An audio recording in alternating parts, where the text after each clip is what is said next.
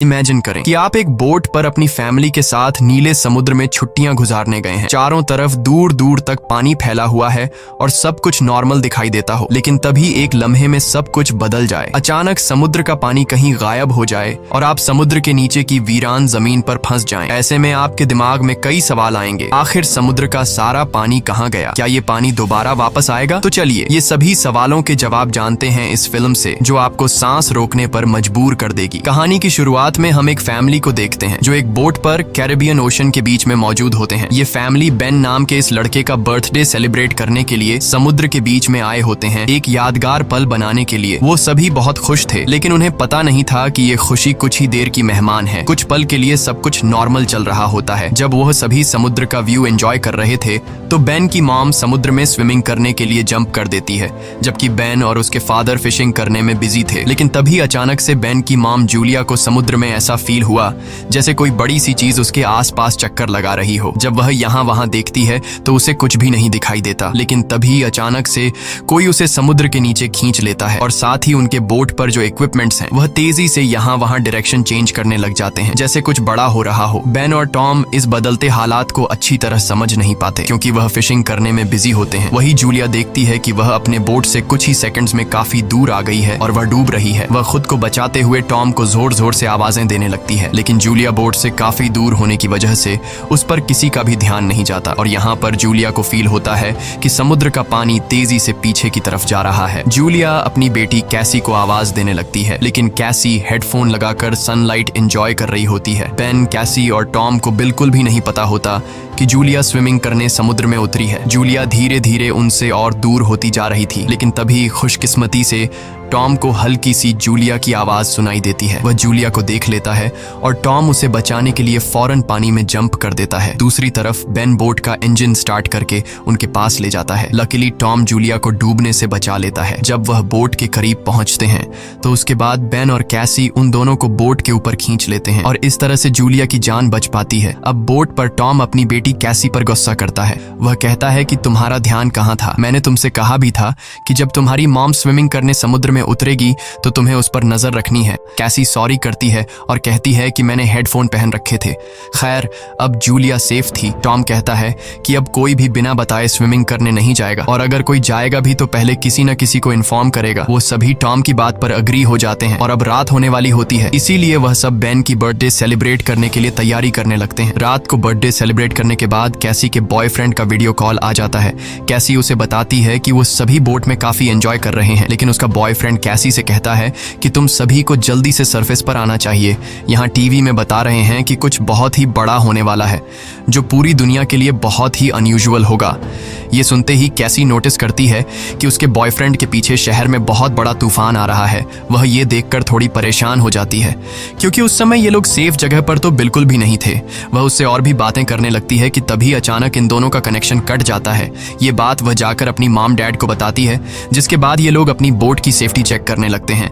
जो चेक करते हुए ये लोग नोटिस करते हैं कि उनके बोट के आसपास बहुत सारी वेल और शार्क फिश मंडरा रही हैं, जबकि इस एरिया में वेल्स या फिर शार्क मछली बिल्कुल भी नहीं पाई जाती है। टॉम एक ओशन एक्सप्लोरर था, इसीलिए वह जानता था कि वेल या शार्क ऐसा किसी बड़े भयानक तूफान के आने से पहले ही करती हैं। आने वाले भयानक तूफान का अंदाजा तो हो ही चुका था, लेकिन उससे पहले उन्हें शार्क से निपटना था। उससे पहले कि वह कुछ कर पाते तभी इस दौरान उनकी बोट को एक जोरदार झटका लगता है। वह सभी बहुत घबरा जाते हैं। टॉम समझ जाता है कि बोट के निचले हिस्से के साथ कोई बड़ा क्रीचर टकरा गया है, जिसे चेक करने के लिए टॉम नीचे पानी में जाता है। वह देखता है कि बोट के नीचे बहुत बड़ा डेंट आ चुका है, जो कि जरूर किसी बड़ी शार्क ने दिया था। ये चेक करने के बाद जब टॉम वापस ऊपर आता है तो उसके कंधे पर बहुत ही गहरा चोट आया होता है। ये देखकर जूली उसके जख्मों पर स्टिचेस लगाती है। यहाँ पर टॉम अपनी फैमिली को बताता है कि शार्क के दिए इस डेंट की वजह से इंजन खराब हो गया है, अब हम बोट को आगे नहीं ले जा पाएंगे। वह सभी समुद्र के बीचों बीच फंस चुके हैं और अब उनके पास सिर्फ यही ऑप्शन रह गया था कि यह किसी को मदद के लिए बुलाए। लेकिन केसी जब बाहर मदद के लिए कॉल करने के लिए आई तो सिग्नल भी नहीं थे। उनकी बोट का कम्युनिकेशन कोई भी सिग्नल पकड़ नहीं रहा था। वह सभी बहुत परेशान थे कि अचानक से यह सब कुछ बंद क्यों पड़ गए। अब इस मुश्किल वक्त में टॉम अपने खाने पीने का सामान चेक करता है। उनके पास सिर्फ 4 दिन तक का खाना था और कुछ भी नहीं, लेकिन जिंदा रहने की एक छोटी सी उम्मीद उन्हें इस बात की थी कि यह लोग एक शिपिंग रूट पर थे और यहाँ से कोई न कोई शिप इन्हें गुजरते हुए देख लेगा, जिसके बाद वह इसे बचा लेंगे। अब उनकी इन्हीं बातों बातों के दौरान उन्हें बाहर से एक जोरदार आवाज सुनाई देती है। जब उन्होंने बाहर जाकर देखा तो एक बड़ा सा मीटियोरॉइड इन्हीं की तरफ आ रहा था। वह उनकी शिप से टकरा सकता था और उससे बचने के लिए टॉम जल्दी से अपनी बोट का इंजन स्टार्ट करता है, लेकिन वह जानता था कि अगर उसने ऐसा किया तो उसकी बोट बर्बाद हो जाएगी, और ऐसा ही होता है। उनकी बोट का इंजन पूरी तरह से डैमेज हो गया, लेकिन उनके पास कोई दूसरा ऑप्शन था ही नहीं। अगर वह इंजन स्टार्ट करके बोट को आगे नहीं ले जाता तो वह मीटियोरॉइड सीधा इनसे टकरा जाता। टॉम देखता है कि आसमान में से गिरने वाली ये ऑब्जेक्ट्स असल में सैटेलाइट थीं, इसीलिए अचानक रेडियो और टेलीफोन्स के सिग्नल्स ने काम करना छोड़ दिया है। वह सभी इस हादसे से पूरी तरह संभल नहीं पाए थे कि तभी एक दूसरा मीटियोरॉइड भी उनकी तरफ बढ़ने लगा। अब अपने आप को बचाने के लिए ये लोग कुछ और कर नहीं सकते थे, इसीलिए यह बोट के निचले हिस्से में जाकर लाइफ जैकेट पहन लेते हैं ताकि अगर बोट पलट भी जाए तो वो सभी पानी में डूबे नहीं। जब वह बोट के अंदर होते हैं तो बोट बहुत ही तेजी से झटके खाने लगती है। वह सभी समझ जाते हैं कि अब यह लोग बच नहीं पाएंगे। तभी अचानक इन लोगों को एक जोरदार आवाज सुनाई दी और यह सभी बेहोश हो जाते हैं। जब इन्हें होश आया तो ये लोग पाते हैं कि ये लोग जिंदा थे। हालांकि इन्हें चोटें जरूर आई थीं, मगर हैरानी की बात यह थी कि अब उनकी बोट के अंदर कहीं छोटी बड़ी सुराखें हो चुकी थीं, लेकिन उससे पानी अंदर नहीं आ रहा था। अब जब यह पूरी फैमिली अपने बोट से बाहर आकर देखती है तो यह नज़ारा देखकर वह सभी हैरान रह जाते हैं। वह देखते हैं कि उनकी बोट के नीचे पानी ही नहीं, उनकी बोट के आसपास जमीन पर मछलियां पड़ी थीं और उनकी बोट एक वीरान पहाड़ी इलाके में थी, जैसे यह लोग किसी दूसरी दुनिया में आ गए हों। यह जगह पूरी तरह से बदल चुकी थी। जहां कल रात तक पानी था, वह जगह अब ऊंचे ऊंचे पहाड़ों और गड्ढों की तरह दिख रही थी। वह सभी जल्दी यह बात रियलाइज कर लेते हैं कि वह किसी डिजर्ट में नहीं, बल्कि वह अभी भी समुद्र के बीचों बीच है। बस समुद्र का सारा पानी यहाँ से किसी दूसरी जगह शिफ्ट हो गया है। अब टॉम जल्दी से अपना कंपास निकालता है और डायरेक्शन देखने लगता है, और वह समझ जाता है कि यह जरूर धरती के साथ कुछ गड़बड़ हुई है। धरती के पोल चेंज हो गए हैं। नॉर्थ पोल की जगह साउथ पोल आ गया था, जो कि साउथ पोल की जगह नॉर्थ चला गया था, और इसीलिए जहां पर पहले जमीन पर लोग बसते थे, समुद्र का सारा पानी वहां पर चला गया है और अब समुद्र की जगह जमीन बन चुकी थी। इस चीज का पता लगने के बाद यह सब लोग हैरान रह गए। एक और भयानक बात टॉम ने उन्हें यह बताई कि इस सब के बीच जो इंसान जिंदा जमीन पर थे वह सभी मारे गए होंगे। केसी को यह बात बहुत ज्यादा तकलीफ देती है। वह अपने आप को कैबिन में बंद कर लेती है क्योंकि उसे पता चल चुका था कि उसका बॉयफ्रेंड अब इस दुनिया में नहीं रहा। लेकिन अब एक और बात थी जो कुछ ही देर बाद उन्हें पता चलने वाली थी, और वह बात सुनकर उनके होश उड़ने वाले थे।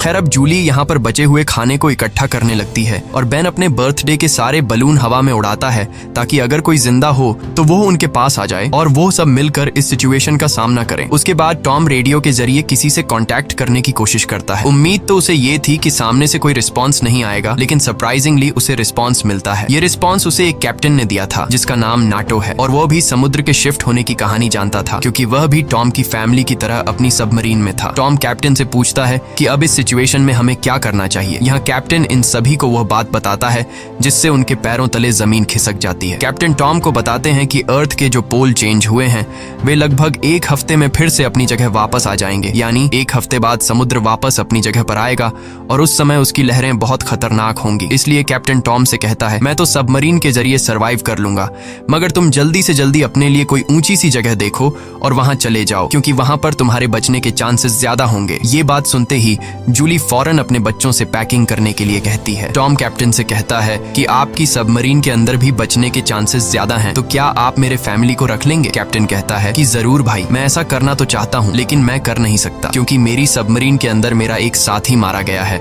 और यहाँ पर सिर्फ 2 लोगों की ही जगह है। मैं एक आदमी को तो रख सकता हूँ लेकिन फिर भी एक बाहर ही रहेगा। और यहाँ पर टॉम कैप्टन से रिक्वेस्ट करता है कि प्लीज आप मेरे दोनों बच्चों को किसी तरह से रख लें, इसके बदले में आपको हमारे पास बचा सारा खाना दे दूंगा। जिसके बाद कैप्टन उसकी बात मान लेता है और कैप्टन टॉम को मैन्युअली मैप पर अपना लोकेशन समझा देता है। उसके बाद टॉम उस सबमरीन की लोकेशन का अंदाजा लगाता है और वो अपनी वाइफ को बताता है कि हम सिर्फ 2 दिन में वहां तक पहुंच जाएंगे, यानी ये समुद्र का पानी वापस आने से पहले हम अपने बच्चों को सही सलामत वहां तक पहुंचा सकते हैं और इस तरह से हमारे दोनों बच्चों की जान बच सकती है। अगली सुबह ये पूरी फैमिली अपने सफर के लिए तैयार थी तो टॉम देखता है कि दूर से एक अजीब सा आदमी अपने डॉग के साथ उनकी तरफ चला आ रहा है। टॉम देखता है कि वह आदमी घायल है, इसलिए टॉम ने उसकी मदद करनी चाहिए। वो पानी की बोतल लेकर उसके पास जाता है। इस आदमी ने टॉम का पानी पीने के बाद उसका शुक्रिया अदा करने के बजाय उल्टा उस पर अटैक कर लेता है और ये चीज दूर खड़ी जूली भी देख लेती है। तो आदमी अपने पास पड़े हुए चाकू से टॉम पर हमला करके उसकी जान ले लेता है। उसके बाद वो आदमी जूली की तरफ बढ़ता जाता है। अब अपने हस्बैंड को तो वो नहीं बचा पाई, लेकिन जल्दी से वो बोट के अंदर जाती है और कैबिन में अपने दोनों बच्चों को लॉक कर देती है। उसके बाद वो केसी को एक फ्लेयर गन देती है और कहती है कि इसका यूज तब करना जब हम बहुत ही मुश्किल हालत में हों। अब ये बात कर ही रहे थे कि वह आदमी उनकी बोट तक भी पहुंच जाता है और उससे बचने के लिए जूली बाथरूम के अंदर चली जाती है। अब यहाँ पर वो किलर उनकी बोट पर सर्च करना शुरू कर देता है और जैसे ही उसे यहाँ खाना मिलता है वह खाना शुरू कर देता है। वह खाने पर ऐसा टूट पड़ता है जैसे वह पिछले कई दिन से भूखा हो। खाना खाने के बाद जब वह जूली को ढूंढने लगता है,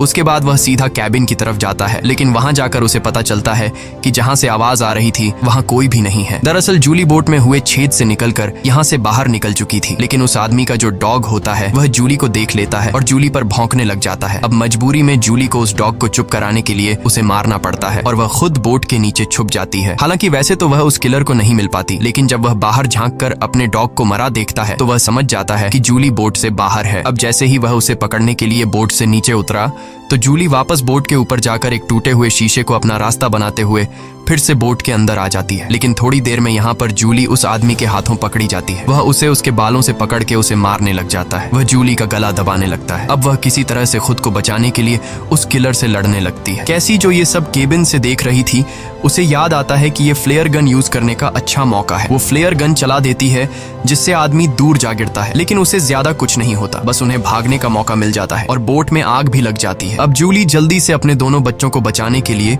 उस बोट से बाहर निकल जाती है। बोट से निकलते वक्त वो किलर एक बार फिर से जूली पर हमला करता है, लेकिन इस बार जूली उसे लात मारते हुए पीछे गिरा देती है। बाहर जाने के बाद कैसी और बेन अपने फादर की डेड बॉडी को देखकर रोने लगते हैं। उन्होंने इस सब की बिल्कुल उम्मीद नहीं की थी। बेन अपने पिता की मौत का खुद को जिम्मेदार ठहराता है। वो कहता है कि न मैं वो बलून ऊपर छोड़ता और न ही आदमी उन्हें देखकर यहाँ आता। अब यहाँ पर जूली भी अपने हस्बैंड से लिपट कर रो रही थी कि तभी वो देखती है कि वो किलर उनकी जलती हुई बोट से बाहर निकल आता है और अब उनके लिए यहाँ पर रुकना सेफ नहीं था। इसीलिए वो अपने दोनों बच्चों को लेकर यहाँ से भागती है। कुछ ही देर बाद उनकी जलती हुई बोट ब्लास्ट हो जाती है। भागते भागते ये लोग काफी थक चुके थे, इसलिए ये एक पहाड़ी के पीछे आराम करने के लिए रुक जाते हैं, क्योंकि उन्हें लग रहा था कि शायद इस किलर ने यहाँ उनका पीछा छोड़ दिया है। बेन यहाँ पर भी रो रहा था। कैसी उसे हौसला देते हुए पीने के लिए साफ पानी देती है, लेकिन बेन पानी पीने से भी इनकार कर देता है। जूली अपने बेटे को समझाती है कि इसमें तुम्हारी कोई गलती नहीं, वो तो तुमने मदद के लिए बलून हवा में उछाले थे। तभी जूली ने देखा कि वो किलर अभी भी उनके पीछे आ रहा है। अब तीनों जल्दी से किलर से बचने के लिए भागना शुरू कर देते हैं। भागते भागते ये लोग बहुत थक चुके थे, लेकिन जब भी ये पीछे मुड़कर देखते हैं तो वो किलर उनके पीछे ही आ रहा होता था। अब ये लोग रुकते नहीं, लगातार भागते रहते हैं और एक ऐसी जगह पहुंच जाते हैं जहां पर जहरीला पानी मौजूद था। यहाँ से जाते वक्त उन्हें कुछ भी हो सकता था, लेकिन जूली अपने बच्चों को यहीं से गुजरने का हुक्म देती है। जहरीले एसिड से गुजरने के बाद उनकी हालत काफी खराब हो गई थी और जूली को एहसास हुआ कि बेन डिहाइड्रेट हो चुका है। उनके पास पानी की कुछ आखिरी बूंदें थीं जो उन्होंने बेन को दी, लेकिन इतने थोड़े पानी से उसकी प्यास नहीं बुझी। अब यहाँ पर कैसी हिम्मत हार चुकी थी। वो कहती है, हम सब जिस तरफ बढ़ रहे हैं शायद वहाँ पर सबमरीन होगी भी या नहीं, लेकिन जूली उसे डांटती है कि चुप करो और जो मैं कह रही हूँ वैसा ही करो। हम लोग आगे बढ़ेंगे और मुझे पता है कि मैं तुम्हें बचा लूंगी। जूली के कहने पर वो लोग फिर से चलना शुरू करते हैं और आगे बढ़ने पर उन्हें एक प्लेन दिखाई देता है जो सालों पहले तबाह होकर समुद्र में गिर गया होगा। ये लोग प्लेन के अंदर छिप जाते हैं और जूली एक आखिरी बार अपनी फैमिली फोटो देखती है जो उन्होंने कल रात ली थी। उस फोटो को देखकर सभी लोग टॉम को याद करते हैं। इन तीनों को यकीन नहीं हो रहा था कि एक ही दिन में उनके साथ क्या से क्या नहीं हुआ। अब रात काफी हो चुकी थी और ये लोग थक भी चुके थे। कैसी और बेन सो चुके थे। तभी किसी की आवाज से केसी की आंख खुल जाती है। वो बाहर देखने आती है तो देखती है कि वही किलर उनके पीछे आ रहा है। अब इन तीनों को इस किलर से हर हाल में जान छुड़ानी थी, इसीलिए कैसी उसी जगह पर बैठकर सोने का नाटक करती है। किलर समझता है कि वो सो रही है और जैसे ही वो अटैक करने आता है जूली मौका पाकर पीछे से वार करती है। इस बार जूली बहुत गुस्से में थी। वो उस पर इतने हमले करती है कि उसकी जान ले लेती है। आखिरकार उनका ये खतरा टल जाता है और जूली सुकून की नींद सो जाती है। सुबह जब वो उठते हैं तो देखते हैं कि किलर की बॉडी बहुत बुरी हालत में है। किसी क्रीचर ने उसे काट काट कर अंदर से खोखला कर दिया था, जिससे उन्हें अंदाजा हो गया कि यहाँ आस-पास खतरनाक जीव हैं। अब उन्हें जल्दी से वहां पहुंचना था जहां कैप्टन की सबमरीन थी। जूली अपना मैप देख रही थी। दूसरी तरफ बेन पानी की तलाश में भटक रहा था। आगे जाकर वो पानी देखता है और बिना सोचे समझे पीने लगता है। जूली ने मना किया था क्योंकि वो तालाब जहरीला था, लेकिन बेन इतना प्यासा था कि उसने जूली की बात न मानी। जूली उसे देखती है और दौड़कर पानी पीने से रोक लेती है, लेकिन तब तक वो काफी पानी पी चुका था। थोड़ी देर बाद बेन बीमार हो गया और चलने की हालत में नहीं था, इसीलिए जूली और केसी वहां पर एक शेल्टर बनाते हैं और कुछ देर आराम करते हैं। तभी जूली को अजीब आवाजें सुनाई देती हैं। जब वो बाहर जाकर देखती है तो उसे पता चलता है कि ढेर सारे क्रैब्स उनकी तरफ बढ़ रहे हैं, जिनसे बचने के लिए उन्होंने भागना शुरू किया। थोड़ा आगे चलने के बाद कुछ दूरी पर उन्हें एक बहुत बड़ी शिप नजर आई। ये एक कार्गो शिप थी जिसके अंदर बहुत सारे कंटेनर्स भी थे। इन कंटेनर में ही बहुत सारे लोगों ने पनाह ली हुई थी। इन तीनों को देखते ही वो सभी कंटेनर में जाकर छुप गए। दरअसल वो इन तीनों से नहीं भागे, बल्कि उनके पीछे केकड़े आ रहे थे। ये तीनों कंटेनर के पास जाकर गिड़गिड़ाने लगते हैं और दरवाजा खोलने की रिक्वेस्ट करते हैं, लेकिन वो उनके लिए दरवाजा नहीं खोलते। दूसरी तरफ केकड़ों की एक बहुत ही बड़ी सेना उनके पीछे थी, इसीलिए अब उनको खुद कुछ करना होगा। उनके पास कोई और रास्ता तो था नहीं, इसलिए जूलियन और उसके दोनों बच्चे कंटेनर के ऊपर चढ़ने का फैसला कर लेते हैं। जूलियन पहले अपने दोनों बच्चों को कंटेनर के ऊपर चढ़ाती है। अब जूलियन जैसे ऊपर चढ़ती है तो एक केकड़ा आकर उसे पैर पर काट लेता है, लेकिन वो जैसे तैसे करके उसे अपना पांव छुड़ाकर ऊपर चढ़ जाती है। अब जूलियन अपने जख्म को अपने स्कार्फ से बांध लेती है, जिसके बाद वो बेहोश हो जाती है। केसी और बेन देखते हैं कि वो केकड़े उस कंटेनर को काटते हुए उसके अंदर चले गए और उसके अंदर मौजूद लोगों पर इन केकड़ों ने हमला कर दिया। अब वो लोग अपने पास मौजूद हथियारों से उन केकड़ों को मारने की कोशिश तो करते हैं, लेकिन केकड़ों की तादाद बहुत ज्यादा थी। ये लोग उनके सामने नहीं टिक पाते और केकड़े कंटेनर के अंदर मौजूद सभी लोगों को मार देते हैं। अगली सुबह जूलियन को होश आया। उसने देखा कि उसके दोनों बच्चे यहाँ नहीं हैं। वो बुरी तरह से डर गई कि कहीं मेरे बच्चों को कुछ हो नहीं गया हो, लेकिन तभी दूर से उसे केसी और बेन आते हुए दिखाई दिए, जो असल में खाने पीने और हथियार की तलाश में गए हुए थे। खैर, अब यहाँ पर वो केकड़े भी नहीं थे। अब जूलियन अपने केकड़े के कांटे जख्म को ठीक करती है, जबकि बेन कंटेनर के अंदर मरे हुए लोगों के वेपन्स कलेक्ट कर लेता है ताकि उससे खुद की सेफ्टी के लिए यूज कर सकें, और वहां उन्हें थोड़ा बहुत खाना भी मिल जाता है। खैर, इसके बाद जूलियन कैप्टन से कांटेक्ट करती है, जिस पर वो बताता है कि मेरे ऊपर भी इसी क्रीचर्स ने अटैक कर दिया है और अब मैं बहुत ज्यादा जख्मी हूँ, मैं तुम्हारी मदद नहीं कर सकता। और साथ ही वो जूलियन को ये भी बताता है कि अब समंदर का पानी बहुत जल्द वापस फिर से अपनी जगह पर आने वाला है, इसीलिए तो ये सी क्रीचर फिर से यहाँ वापस आ गए हैं। जूलियन रोने लग जाती है क्योंकि इन लोगों को ये भी नहीं पता था कि सबमरीन तक जाने के लिए उन्हें कौन सी डायरेक्शन में जाना है, क्योंकि सारी रात भाग दौड़ में उनका मैप भी कहीं गिर गया था। इसलिए कैप्टन उनकी आसानी के लिए अपनी फ्लेयर गन से हवा में फायर करता है और बेन उसे देख लेता है, मगर वो जगह उनसे बहुत दूर थी। ये लोग तेजी से सबमरीन की तरफ बढ़ने लगते हैं, लेकिन अभी तक वहां तक पहुंचना नामुमकिन लगने लगा,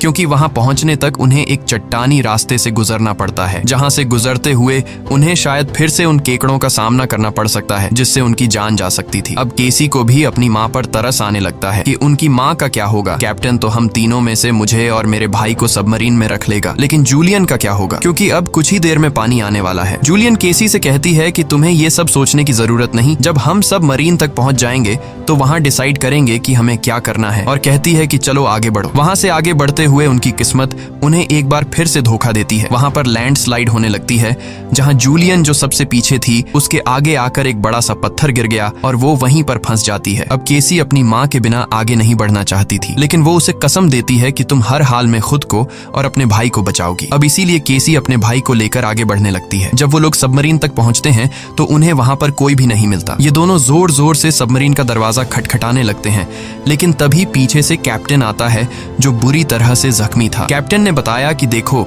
सबमरीन में 3 लोग बैठ सकते हैं और मेरे बचने के चांस बहुत कम है, इसीलिए अगर मैं सबमरीन में बैठकर पानी से बचते हुए ऊपर सरफेस तक पहुंच भी जाता हूं तब भी मैं नहीं बच पाऊंगा। ये बात सुनकर केसी जल्दी से वापस पीछे मुड़ गई और तेजी से जूलियन की तरफ आने लगी। वहां फिर से उन केकड़ों का सैलाब आने लगता है, जहां पर जूलियन अपनी गन से उन सबको शूट करने लगती है, लेकिन कुछ ही देर में उसकी बुलेट्स खत्म हो जाती हैं। अब इससे पहले कोई क्रीचर आकर उस पर हमला करता, केसी ऊपर से उसे हाथ देती है और आखिर उसकी मदद से जूली यहाँ से बाहर निकलने में कामयाब हो जाती है और यह लोग जल्दी से भागते हुए सबमरीन तक आ जाते हैं। अब यह लोग बिना ज्यादा वक्त गवाए सबमरीन के अंदर बैठ जाते हैं और वो भयानक केकड़े भी उनके पीछे आ जाते हैं, लेकिन तभी एक बहुत ही बड़ी भयानक समुद्री लहर उन्हें अपनी तरफ आती हुई दिखाई देती है, जो कई 100 मीटर ऊंची थी, दिखने में बहुत ही खतरनाक लग रही थी। वह तेजी से जोरदार तरीके से उनके सबमरीन से आकर टकराती है, जिससे यह लोग बेहोश हो जाते हैं। जूली को जब होश आया तो हैरानी की बात थी कि उनकी सबमरीन पानी में नहीं थी, बल्कि समुद्र की वह बड़ी लहर उनकी सबमरीन को बहाकर एक शहर में ले आई थी, जो कि पूरी तरह से तबाह हो चुका था, जिसे देखकर साफ समझ आ रहा था कि जमीन से अब इंसानों का सफाया हो चुका है। और बस यही सीन दिखाते हुए